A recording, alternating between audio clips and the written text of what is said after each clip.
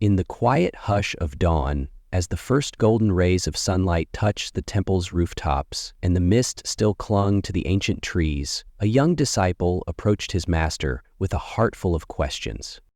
His steps were steady, yet his soul wavered.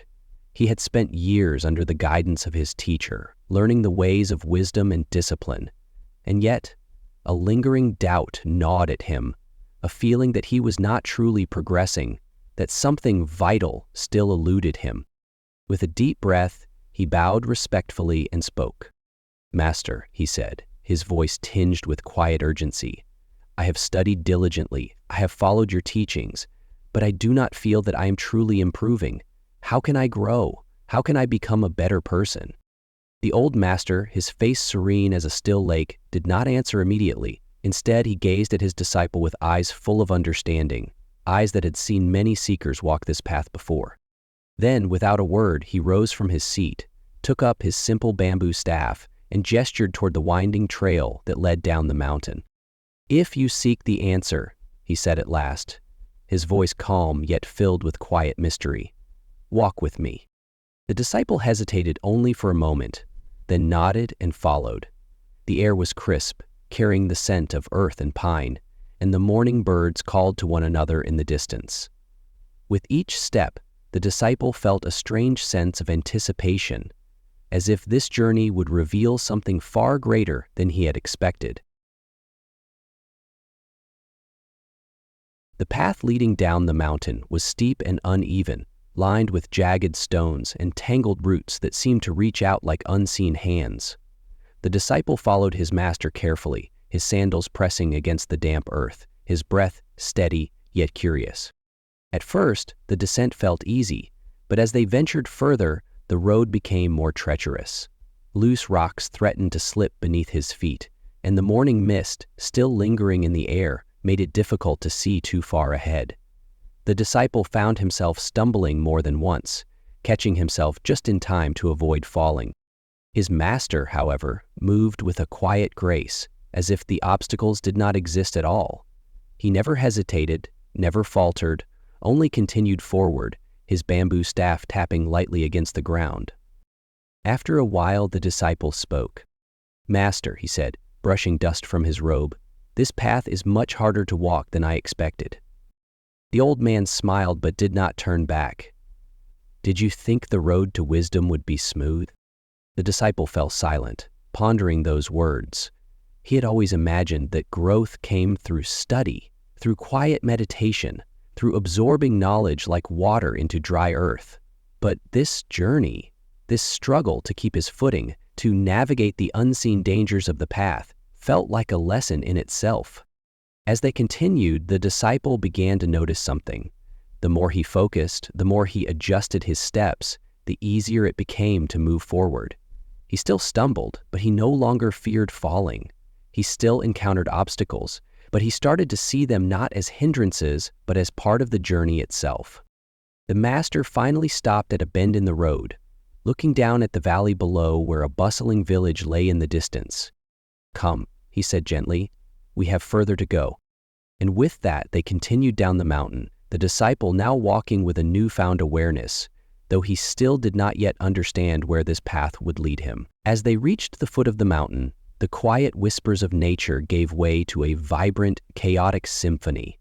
The village market stretched before them, alive with motion and noise. Merchants called out their wares in rhythmic chants. The scent of fresh bread and ripe fruit filled the air, and the clatter of wooden carts against the stone-paved streets blended with the laughter of children weaving through the crowd. The disciple's eyes widened. He had been to the market before, but never had he paid such close attention to its details. Every stall, every person, every sound seemed to pulse with life. It was a stark contrast to the stillness of the temple. This was a world in constant motion, a place where change was as natural as breathing.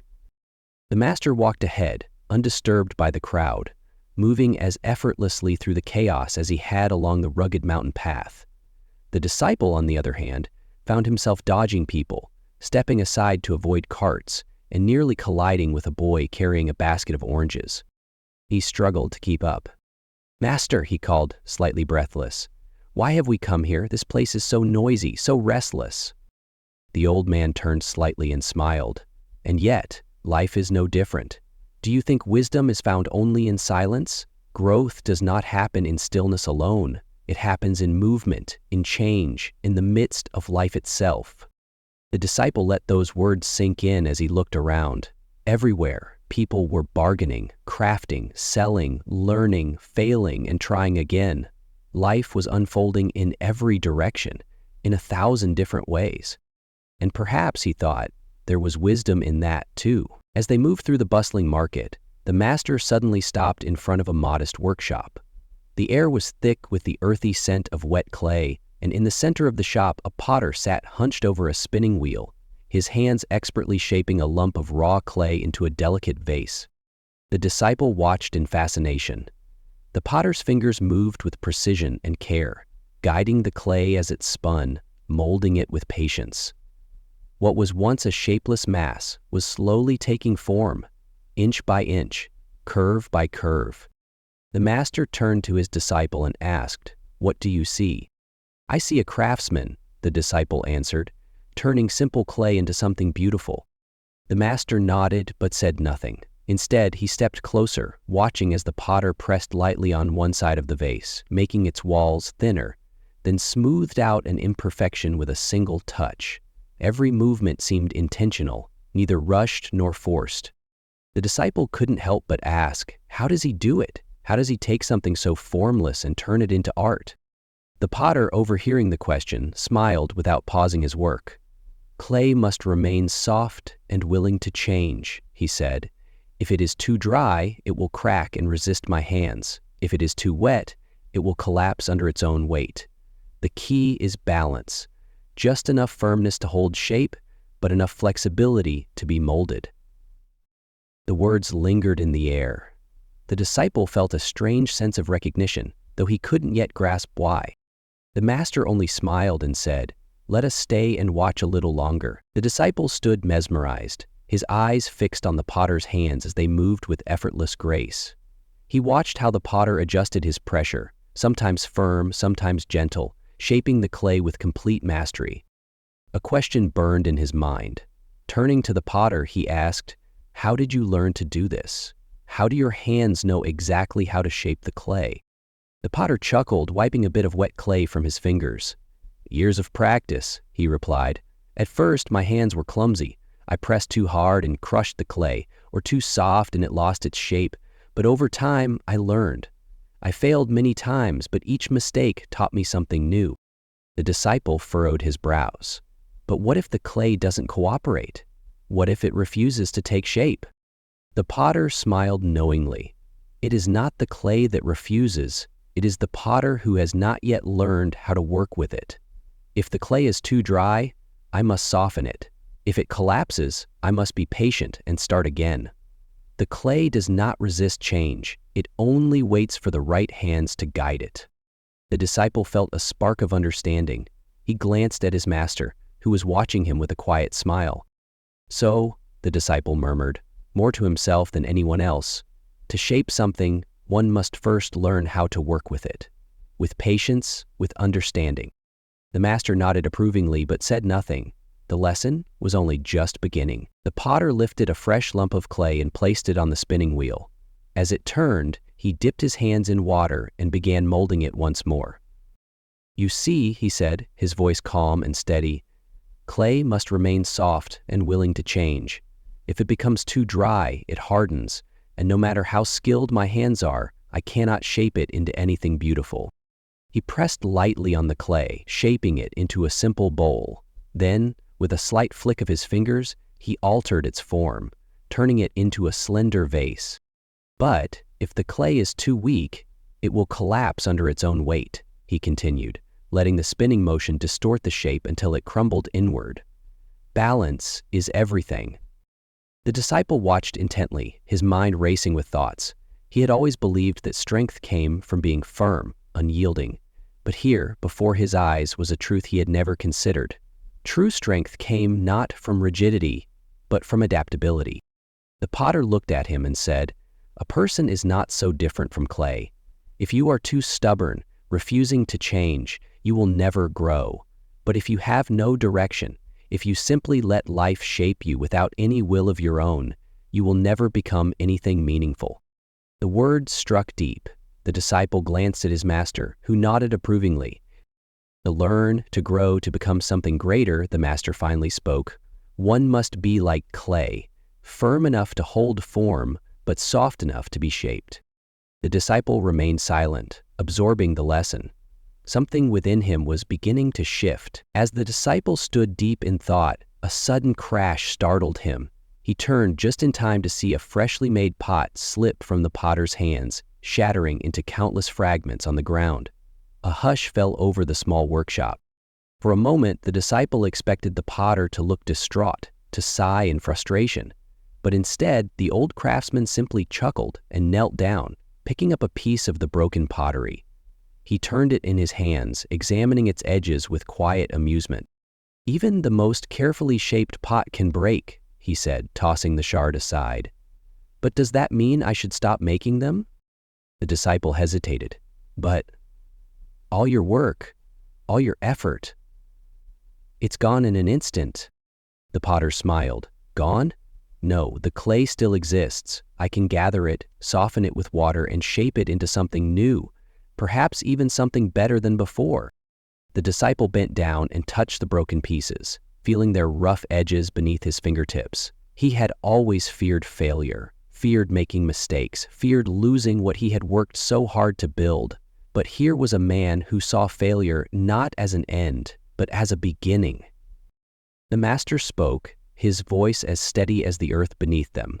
"Life will break you at times. Plans will fall apart. The things you worked for may slip through your fingers. But like clay, you can reshape yourself.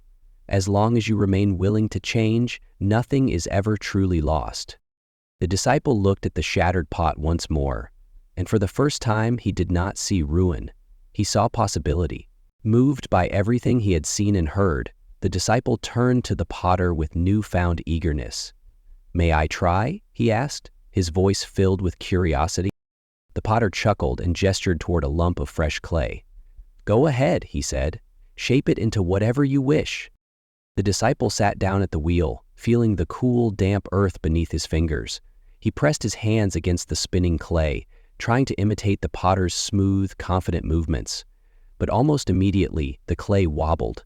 He adjusted his grip, but it only made things worse. Within seconds, the entire shape collapsed into a shapeless lump. Frowning, he tried again. This time he pressed harder, thinking that more force would give the clay structure, but instead of forming a graceful curve, the clay twisted awkwardly, then crumbled. The potter laughed. "You are trying to control it too much," he said gently. "Clay does not respond well to force. It requires patience, a steady hand, and a willingness to adjust as it spins." The disciple took a deep breath and tried once more. He loosened his grip, letting the clay move beneath his fingers rather than forcing it into shape. This time, it held. The walls of the pot rose slowly, uneven but intact. But just as he started to feel hopeful, he made one wrong move. The clay buckled under his touch and collapsed again. He let out a frustrated sigh. The master, who had been watching silently, finally spoke. "Did you expect to master something new on the first attempt?" The disciple lowered his gaze. "No, but I thought it would be easier." The potter smiled. "Growth is never easy. Like clay, you must allow yourself to be shaped by your experiences. And when you fail, as you surely will, you must start again, with more patience, more understanding, and more willingness to learn." The disciple nodded slowly. He was beginning to realize that this lesson was about more than just clay. As the disciple sat in quiet reflection, his fingers still coated in wet clay, the potter gestured toward a pile of dried, cracked lumps of earth in the corner of the workshop. "Do you see those?" the potter asked. The disciple nodded. The clay was brittle and lifeless, crumbling at the slightest touch. "This was once soft and full of potential," the potter continued, "but it was left unattended, exposed to the sun, and it hardened. Now, no matter how skilled I am, I cannot shape it. It has lost its ability to change." The disciple ran his fingers over the hardened clay, feeling its rough, unyielding surface. A strange heaviness settled in his chest. He thought of people he had known, those who refused to change, who clung stubbornly to old ways, unable or unwilling to grow. He thought of times in his own life when he had resisted change, fearing the uncertainty it brought. "Is there nothing you can do?" he asked. The potter picked up one of the hardened clumps and smiled. "There is always a way." He carried it to a large bowl of water and gently dropped it in. Slowly, the water began to seep in, softening the edges. "With time and patience," the potter explained, "even the hardest clay can be restored, but it must be willing to absorb, to let go of its rigidity." The disciple watched in quiet awe. He understood now, people like clay could harden over time, becoming stuck in their ways, resistant to growth. But even then, change was still possible, if they were willing to let it in. The master, who had been watching the entire time, finally spoke. "The question is, will you allow yourself to remain soft? Will you embrace change, or will you harden and resist it?" The disciple had no answer yet, but deep inside he felt something shift. As the disciple pondered the lesson of the hardened clay, the potter sat down beside him and spoke in a gentle voice. "There was once a young apprentice who came to me, eager to learn the art of pottery," he began. "He was talented, full of enthusiasm, and believed that with just a few weeks of practice he could master the craft." The disciple listened intently as the potter continued. "At first he worked hard, but whenever he failed, whenever a pot cracked in the kiln or collapsed on the wheel, his frustration grew. He expected perfection too soon. He wanted results without patience. And each time he struggled, instead of learning from his mistakes, he grew discouraged." The potter shook his head with a wistful smile. "One day he said to me, 'Maybe I'm just not meant for this.' And with that he walked away, leaving behind all the tools, the clay, and the lessons he had yet to learn." The disciple frowned. "Did he ever come back?" The potter sighed. "No, he had the potential to become great, but he lacked the patience to shape himself." The disciple felt a pang of recognition. How often had he himself wished for quick progress? How often had he become frustrated when learning felt too slow? The master, who had remained silent, now spoke. "Many people abandon growth because they expect it to come easily. They do not realize that failure is not an end but a part of the process." The potter nodded. "A true craftsman understands that mistakes are simply lessons in disguise. But those who give up too soon will never see what they could have become." The disciple clenched his hands slightly, feeling the clay still soft between his fingers.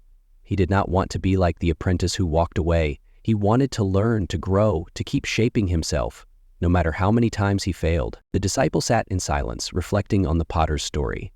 He could see himself in that young apprentice, the frustration, the impatience, the desire for quick mastery. But now, as he watched the potter's steady hands, he realized that true growth could not be rushed. The master placed a gentle hand on his shoulder. "Do you understand now?" he asked. The disciple nodded slowly. "I think so. To grow, I must be willing to change, to fail, and to try again." The master smiled. "Yes. And just as clay must remain soft to be shaped, so too must the mind remain open. The moment you decide you have nothing left to learn, you become like hardened clay, unable to be molded, unable to improve." The disciple looked down at his hands, still covered in wet clay. He realized that his journey was just beginning.